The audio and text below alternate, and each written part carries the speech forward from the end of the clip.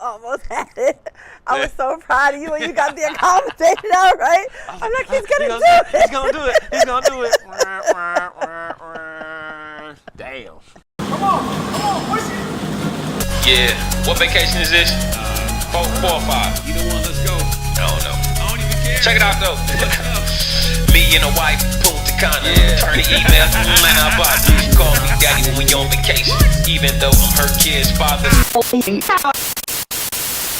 What up, y'all? Welcome back to the podcast. Once again, I am Coach Dee Matthews, and this is Dr. Tresha Matthews. So 3 tips on how you can accommodate your attention-seeking child. It's really easy. We had situations going on over the weekend where we did everything we had to do. We went shopping, we bought gifts, we ate good. We always eat good though, but we ate good. We did a whole bunch of stuff. We was exhausted.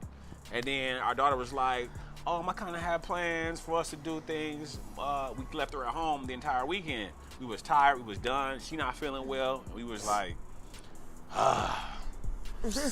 put our good face back on, went and took all the kids to the mall and took care of everybody. So here are 3 things that you could do. Maybe you didn't have that same situation. Maybe you got a similar situation, but she got all the answers.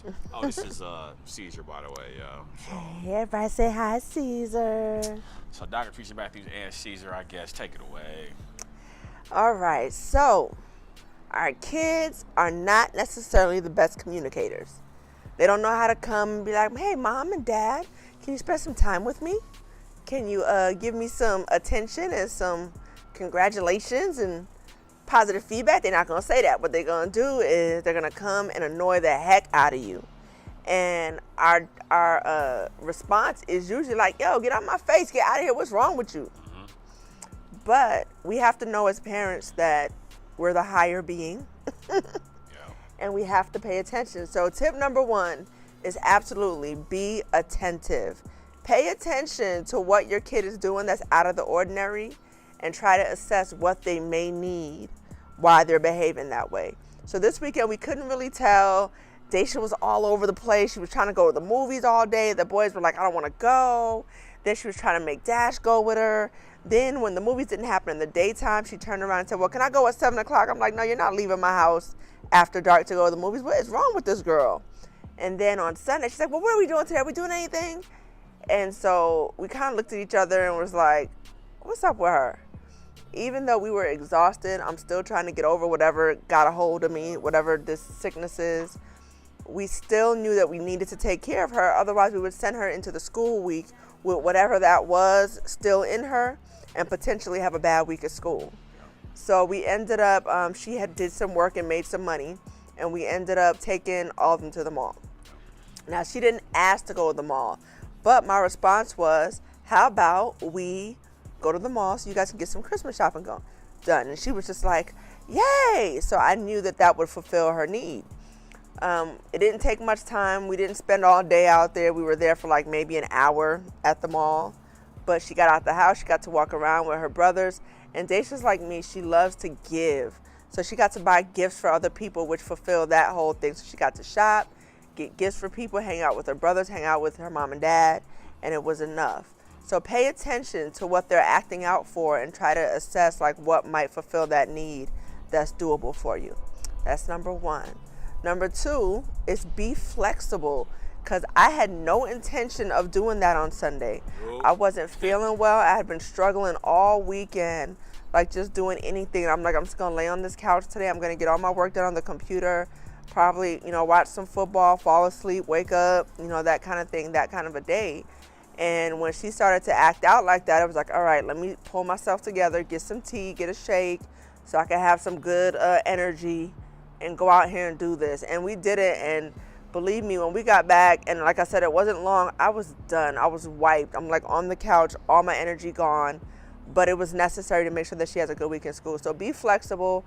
Don't put your own needs before your kid, because generally when you do that, what happens is the kid presents additional issues later on that still end up getting in the way of your plans or future plans. So you got to put them first. And the last part is number 3, model good communication with your kid. So because they don't know how to communicate, we have to show them. And so when that's going on, it's like, hey, Daisha, how would you feel if we went to the mall and did this? And when she responded that she was happy about that, it's like, okay, great. Does that make up for not being able to go to the movies? Yeah, that's awesome. Perfect. She was happy. We ended up getting something to eat at the food court. She always loves going out to eat. So Always love it. Always.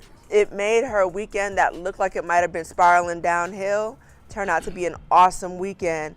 And the communication with her shows her that in the future she can just say to us, hey, I really would like to go somewhere or do something. And usually she's pretty good at that because she's 12, but sometimes, you know, she's still a kid and she still will just act out rather than just say, this is what I would like to do or this is how I'm feeling or whatever. Over the years, we've shown her how to communicate like that. So most of the time she will, but mostly our 10-year-old, he doesn't communicate at all. He's like flopping around like a fish. And we got to go pick him up and say, like, baby, what do you need? What's the matter? How do you feel? What's going on? But it's up to us to model that communication and not get frustrated with them and act out along with them. Because most parents will do this. What's wrong with you? Get up. Go in your room. And it's like that didn't help anybody. And that kid still went back to his room. But that frustration is going to come out later. So, boom.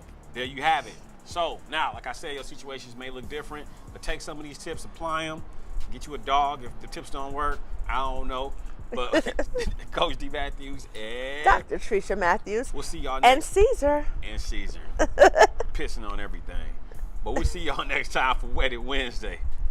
Peace. Peace.